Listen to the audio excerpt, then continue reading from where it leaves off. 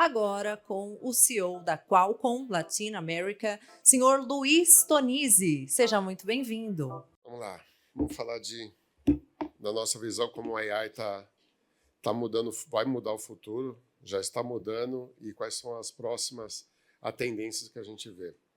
O AI cada vez mais ele vai estar próximo da gente. Hoje a gente entende AI por aplicação.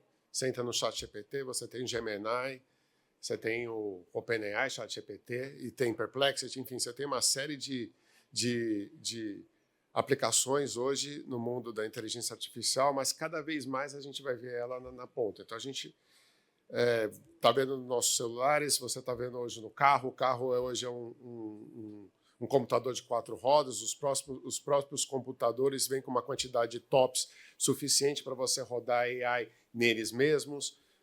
Os novos óculos que a gente está vendo, só para dar uma ordem de magnitude, o AI, o óculos da Meta vendeu 2 milhões de peças no ano passado, esse ano já estão falando de 10 milhões de peças, ou seja, está aí um form factor que está sendo escalado muito rápido e tem a tendência de adoção ser, quem sabe no futuro próximo, ser o nosso próximo smartphone.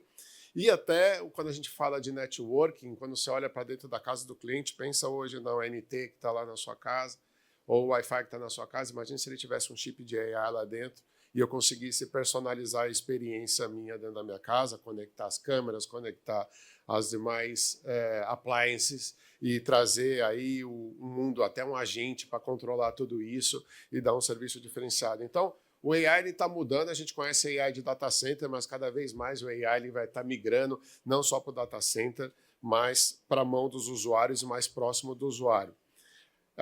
O AI está evoluindo rápido, a gente sempre fala de AI, mas tem vários flavors de AI. Né? Então, se a gente começou lá com o AI que a gente falava de perception, que era mais a parte de machine learning, a gente entrou no ano passado, a gente falava no mundo de generative AI, onde você começa a entrar com dados de voz, vídeo, texto, fazer perguntas e ter respostas e começar a ter uma interação. O mundo de agentes, né? Acho que o próprio Christian falou hoje, o agente é a próxima barreira do AI, ou seja, os agentes eles vão estar todo mundo. Você vê que a Meta tem o agente dela, o Gemini é o agente dela, o OpenAI é o agente dela. Todo mundo vai querer, de alguma forma, dominar essa interface com o cliente. Quem é que vai dominar essa interface? Para quem que eu vou pedir, no final do dia, as ações e as coisas que eu quero? Chegando no que a gente chama de Physical AI, que o Physical AI são os próprios robôs. Não dá para imaginar que um robô ele vai ter que estar conectado a um data center para ele tomar uma decisão. O robô ele vai ter que ser autônomo em si, pelo conceito próprio. Né? E ele vai ter que rodar os grandes modelos nele e tomar decisões por ele mesmo. Né? Então, o Physical AI, que não é mais aquele AI que está rodando no data center, o robô é a maior analogia. E a gente usa muito esse conceito que o AI é o novo User Interface. Né? Então, hoje você tem a User Interface, você tem o quê? Você tem as lojas de aplicativo, você tem a Apple Store, você tem o Google, você baixa os seus aplicativos, se você quer ir o Waze, você vai e clica no seu celular no Waze. A partir do momento que eu não preciso mais clicar para ter uma ação, e ao invés de clicar para ir para minha casa, eu falo para o meu agente, eu quero ir para a minha casa, é o agente que está abrindo a aplicação.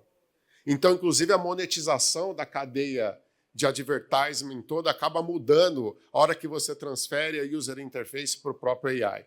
Né? E aí você vai ver que isso vai acontecer quando você entra no seu carro, quando você está no seu laptop, quando você está com o seu óculos ou quando você está com o seu próprio celular na mão. Como esses agentes eles vão interactuando e como ele vai navegando pelas aplicações. E para isso, os casos de uso vão mudar por verticais e a forma que você vai orquestrar isso vai ser de forma híbrida. Você vai fazer parte disso pelos modelos de treinamento que estão na nuvem e parte você vai fazer as inferências de forma local. Ou seja, o meu óculos, ele enxerga o que eu estou enxergando. Então, a partir daquele momento, eu tenho um input de vídeo. Aquele input de vídeo, ele acaba sendo uma análise de AI para contestar alguma imagem e voz, enfim, tudo isso vai entrando nessa cadeia de processamento. tem um motivo de você passar o processamento cada vez mais para a borda, e o motivo é super simples: custo. Vocês veem quantas Big Techs hoje elas investem em infraestrutura nos grandes data centers. A gente fala hoje que as 4 maiores Big Techs eles investem de CAPEX mais do que todas as operadoras de telecom juntas no mundo, né? Então, 4 contra todos, eles investem um CAPEX ainda maior. Por quê? Porque você teve que treinar. Imagina que todas as informações, desde antes de Cristo, elas têm que ser compiladas em grandes data centers, serem treinadas por modelos, para que a gente possa fazer perguntas e ter respostas. Isso está custando ao entorno de 500 bilhões de dólares para você digitalizar o mundo e passar todas essas perguntas ou todos esses dados para os grandes data centers. Mas a partir do momento que o dado ele já é treinado, eu vou começar a fazer inferência. Só para ter uma analogia do que é treinamento e inferência, treinamento é eu ensinar a máquina a reconhecer meu rosto, a inferência é eu reconhecer o meu rosto. Só que para reconhecer o meu rosto, eu não preciso ir de volta para o grande data center. Para conhecer o meu rosto, eu posso reconhecer ele em qualquer device que tenha uma capacidade computacional de realizar aquela inferência para aquele determinado número de parâmetros. E aí que começa a entrar a híbrida, e aí começa a entrar o mundo dos novos casos de uso e inferência no custo muito mais baixo. A inferência no custo muito mais baixo ele vai ser proporcional à sua capacidade que você tem de ter aplicativos, que a resposta daquela aplicação seja tão boa quanto a rodar na nuvem. E um grande fato desse, só para exemplificar, é o próprio DeepSeek. Se vocês lembrarem do DeepSeek, quando ele apareceu, a promessa dele era de você fazer uma busca, né, por um preço que ele era marginal comparado a você fazer no modelo muito maior, do modelo de trilhões de parâmetros para o modelo de bilhões de parâmetros. Obviamente, no modelo de trilhões de parâmetros, o seu nível de acuracidade é extremamente alto, chegando a 99,9%, dependendo do dado que você tem. Mas você chega a modelos de 70 bilhões de parâmetros, a modelos até menores, o modelo da Meta, que está no nosso WhatsApp, que é um 3.2, você consegue ter ali 70%, 80% de acuracidade, aonde você consegue rodar on-device já. Você não precisa passar toda aquela informação para a nuvem. Então, como você vai usar o custo para fazer isso é extremamente importante. Então, isso aqui é uma escalabilidade que a gente coloca. Se você olha para o OpenAI, né, para a Meta, Anthropic, Mistral, Alphabet, o custo da transação na cloud por milhões de tokens, a gente está falando que quando você joga essa inferência para o edge da rede, ela chega a ser até 70%, 80% menor. É aí que vai ter a real democratização. Todo mundo fala de OTT, todo mundo assina o Netflix ou um serviço streaming. O próximo serviço que você vai assinar é o seu agente. E o seu agente hoje custa $20, que é o Copilot Plus, ou um Anthropic, ou um Claude da vida, enfim, o ChatGPT. Será que todo mundo vai querer ter 3, 4 agentes de $20 assinando como você assina o seu conteúdo de streaming hoje? Essa vai ser a pergunta. E, inclusive, a monetização e como você... As novas OTTs, que a gente chama de AI OTTs, ou as grandes empresas de agentes, elas vão ter um modelo que ele vai ser um modelo híbrido. A gente tem o conceito, então, dentro da Qualcomm, que é treinamento ao cloud e inferência a um Qualcomm. Porque hoje, se você olha, até dentro do mercado brasileiro, a gente está presente hoje. A indústria de robôs. Hoje um robô, só para vocês terem uma ideia do que a gente está falando, que no Brasil às vezes é difícil a gente ter esse grau de dimensão.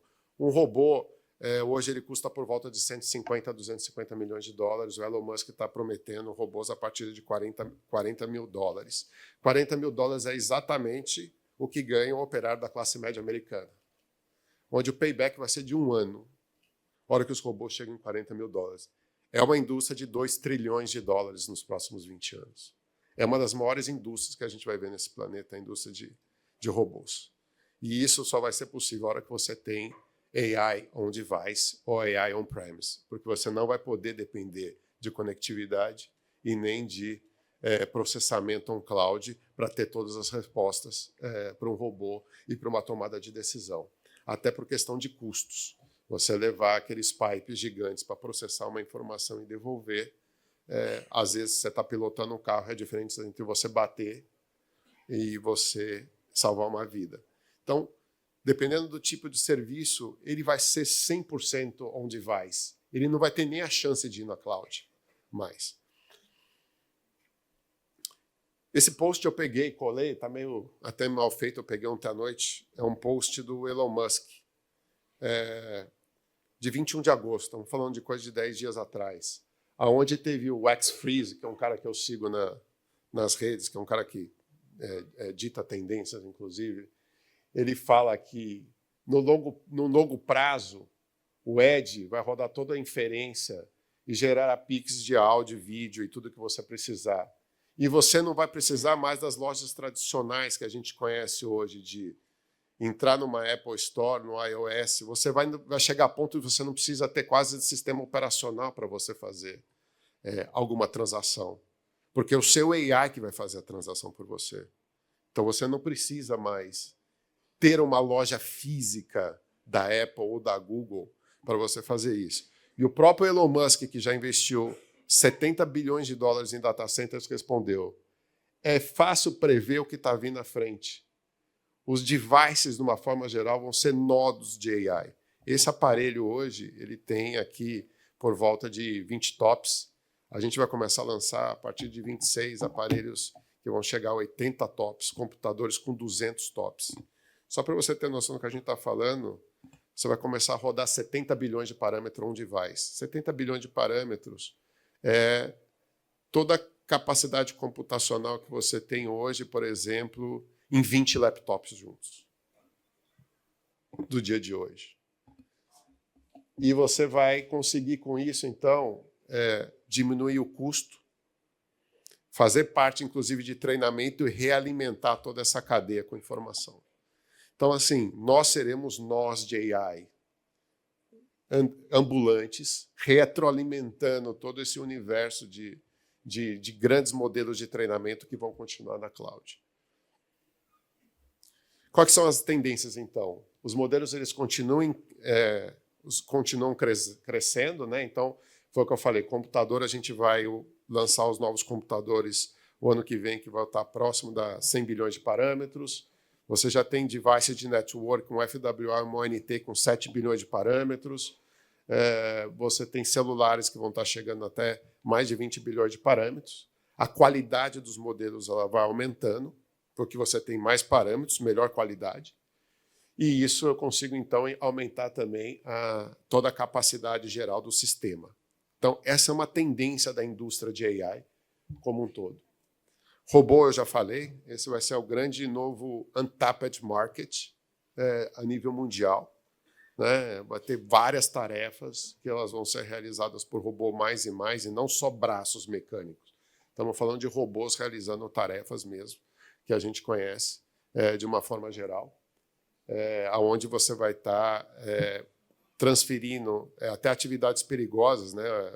Teve um caso interessante no Chile, alguém pediu, tem como vocês fazerem um robô para entrar numa mina? Quando explode, até a própria Vale aqui conversando com eles, quando explode a mina, ele tem que esperar X minutos ou horas para cair o nível de detrimento, de fumaça e todas aquelas coisas tóxicas. Se eu mandasse um robô naquele minuto, o ganho que ele teria era de não sei quantas explosões a mais e produzir tantos minérios a mais ao longo do tempo. Né? Então, são coisas pequenas que às vezes a gente não entende das indústrias, das verticais, mas vai ter muita aplicação como um todo, usando robô e visão computacional. Quando a gente fala do Brasil, o Brasil é um país super importante. Só para vocês terem ideia, o Brasil, a gente lançou o que a gente chama de AI Hub para desenvolver aplicações exatamente para todos esses níveis de devices e casos de uso. Como um todo, a gente tem 25 mil desenvolvedores no Brasil que apareceram de forma espontânea. A gente fez até um hackathon esse final de semana. O Brasil é o 4º país do mundo em número de pessoas aderindo às nossas plataformas de desenvolvedores. A gente está, com isso, esses desenvolvedores criando aplicações e casos de uso para verticais, né, como eu falei, energia, mina, varejo, logística. Tudo isso vai estar levando a AI para a ponta, inteligência para a ponta, para todos esses setores, trazendo ganhos. Machine Learning e visão computacional é a bola da vez agora, segurança é a bola da vez. Imagina o que você pode fazer a partir do momento que você tem câmeras com visão computacional, comparado ao que você tem hoje de estrutura física, que você tem milhões de pessoas, às vezes, né, por trás dos NOCs, olhando o que está acontecendo com imagens, você fazer tudo isso com AI. E, obviamente, as telcos e o ecossistema brasileiro é muito rico para vender esse tipo de infraestrutura e, mais que infraestrutura, serviço, né? De explorar não só a conectividade que eles têm, mas também esses novos casos de uso e todo esse potencial que tanto no B2C quanto no B2B. Né?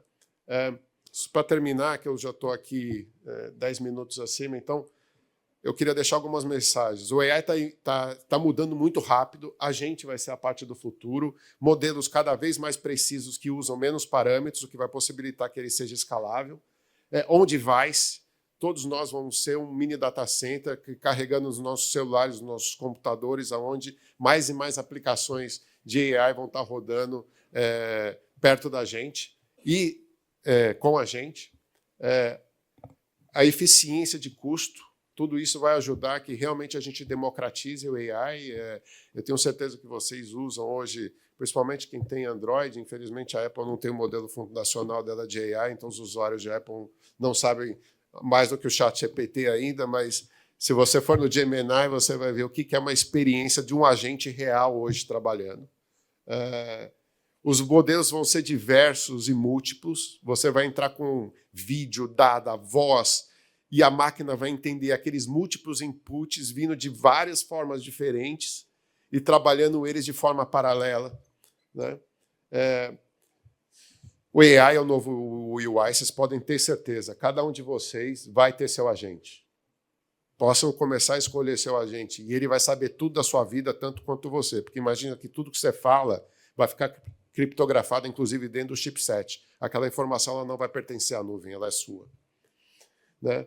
E a capacidade computacional ela cada vez vai ser maior, porque cada vez eu vou ter mais parâmetros, com mais modelos, e aonde eu vou ter que elevar a capacidade computacional e, com isso de alguma forma, também reduzindo a energia e reduzindo o gasto por watt e por parâmetro e por token, nessa equação que, no final, é como é gerido a parte de AI. Obrigado.